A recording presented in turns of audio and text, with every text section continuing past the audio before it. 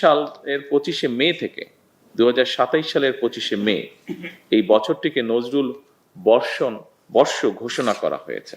জাতীয় কাজী নজরুল ইসলাম এই বাংলাদেশের ভূখণ্ডে হয়তো জন্মগ্রহণ করেননি, তবে অবশ্যই তার হৃদয় জুড়ে ছিল সমগ্র বাংলাদেশ।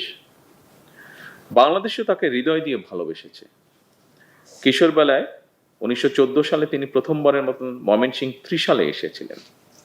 কবি সেই স্মৃতি বিজড়িত ত্রিশালকে নজরুল সিটি ঘোষণার সম্ভাব্যতা খতিয়ে দেখার জন্য এরই ভিতরে নির্দেশনা দেওয়া হয়েছে সংশ্লিষ্ট কর্তৃপক্ষকে। এর পাশাপাশি 2026 সাল এর 25শে মে থেকে 2027 সালের 25শে মে এই বছরটিকে নজরুল বর্ষ ঘোষণা করা হয়েছে। বিদ্রোহী কবি, প্রেমের কবি, বিরহের কবি, তারুণ্যের কবি, বাংলাদেশের ঐতিহ্যের কবি কাজী নজরুল ইসলাম আমাদের জাতীয় সাহিত্য সংস্কৃতির ইতিহাসের এক অবিস্মরণীয় নাম।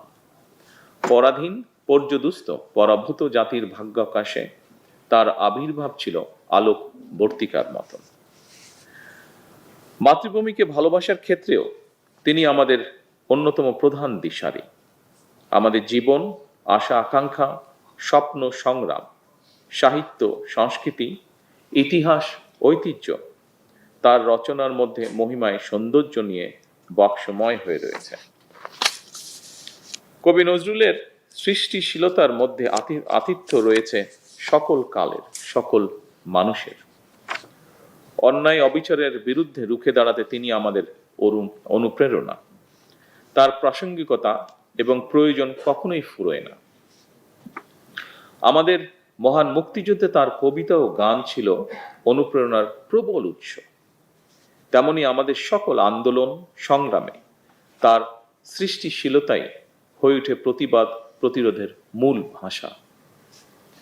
তিনি আমাদের জাতীয় জীবনের অনিবার্য অংশ, শুধু অতীত নয়, আজকের প্রজন্মের জন্য, এমনকি আমাদের ভবিষ্যৎ প্রজন্মের জন্য নজরুল আমাদের জীবনে প্রাসঙ্গিক।